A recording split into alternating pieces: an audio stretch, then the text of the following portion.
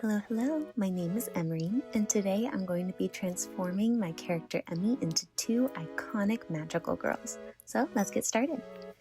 If you've seen my shorts recently, you'll see that I've been reading all of the Sailor Moon manga and spinning yarn for each guardian.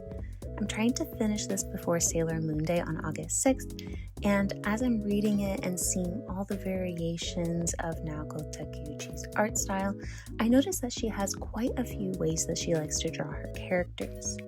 I could have done the style of the manga panels, the covers, or the show, but I really liked this illustration of Usagi in particular, and I used it as my main reference. I noticed that the lines weren't perfect or consistent, and that she broke up the line art particularly around the face.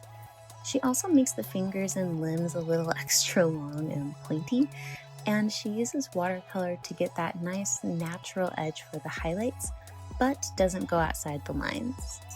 I also looked at this illustration of Sailor Pluto to try and figure out the coloring for Emmy's dark green hair, the way that she colors and highlights gems, and how she does the metallic coloring for the staff.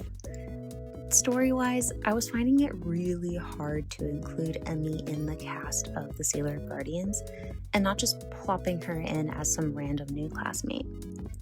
When I first started drawing, I thought that she could be Sailor Pluto's sister possibly, and that she'd take over watching the space-time door when Pluto left, and this would explain the green hair and the similar weapon. But during part of the series, I learned that there's actually a ton of Sailor Guardians all across the galaxy, and so I looked at minor planets and found asteroid 6729 Emiko. It was discovered by Satoru Otomo in 1991, and it orbits in between Mars and Jupiter.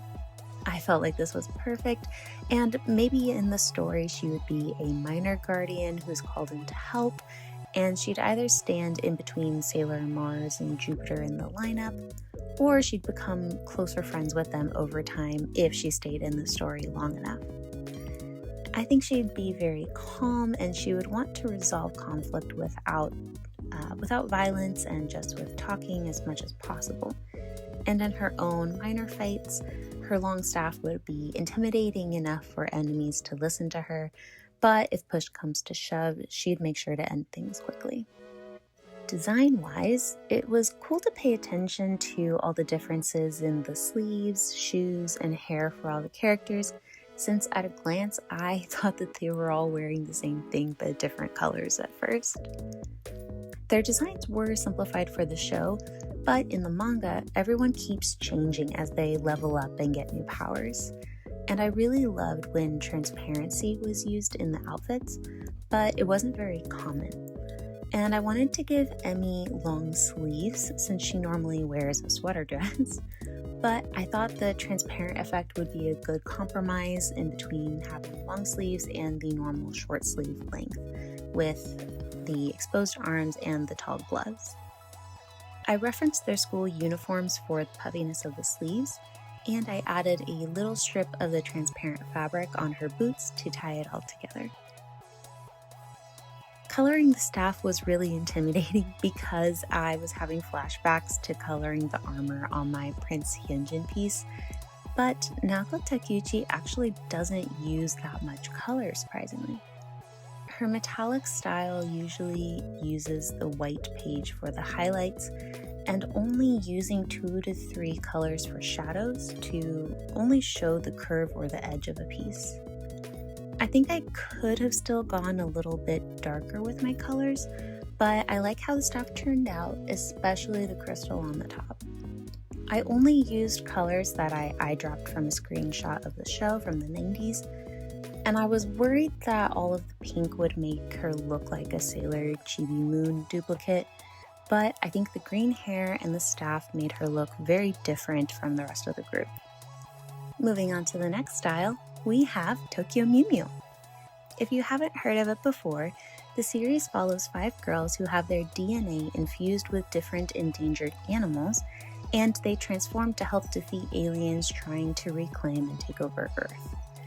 This was my absolute favorite series in junior and high school, And when studying how Mia Ikumi drew the hair, fabric folds, and even how pointy the fingers are, I realized just how influential this series was to me and my own art style. I also noticed that things like the hands and feet weren't perfect, and a lot of the time they were even omitted from the panels. And so I could have fussed more with getting the fingers to be a bit more anatomical, but I don't think it would have matched the original style as well as if I had. Another thing I noticed by comparing this to the Sailor Moon style was that almost everyone's outfits in Tokyo Mew Mew seem to be just a touch too big. They all have loose spots and lots of wrinkles in areas with a lot of movement, and since they're supposed to be about 12 to 13 years old, I think it helps them to look younger in comparison to Sailor Moon, where they all start out at 14 years old, but everything is skin tight and short. Going back to the drawing, I decided to merge Emmy with a northern long-eared bat, which is one of the endangered bats in North America. I thought about finding a different bat from Japan, but their ears are really small and really cute, but I wanted Emmy's to have a really big impact in her silhouette. I noticed the ears on both Ichigo and Zakuro were more simplified, and when I tried to do that for Emmy's bat ears, it was really hard to tell what animal she was. So I added a few more details to her ears, and I added her bat wings, and I chose to simplify other areas of her design so it wouldn't get too busy. Most of the girls have a fuzzy trim on the edge of their outfits, but I kept Emmy's original straight top with a little V cutout, which ended up matching with mint. And I had the top go down to 2 points in the front to vaguely resemble vampire teeth. And like with the Sailor Moon style, I was worried that picking colors from the original series would make Emmy look too much like Ichigo, but I think I changed enough to make her look pretty different. And with the coloring, I was mainly looking at the cover art of the omnibus, and the colors were pretty light and looked like she only used an airbrush to add in the shadows, which was a little tricky for me since it was hard to get everything to lay evenly. Something that I noticed between the original covers and the omnibus was that the line art got a lot lighter.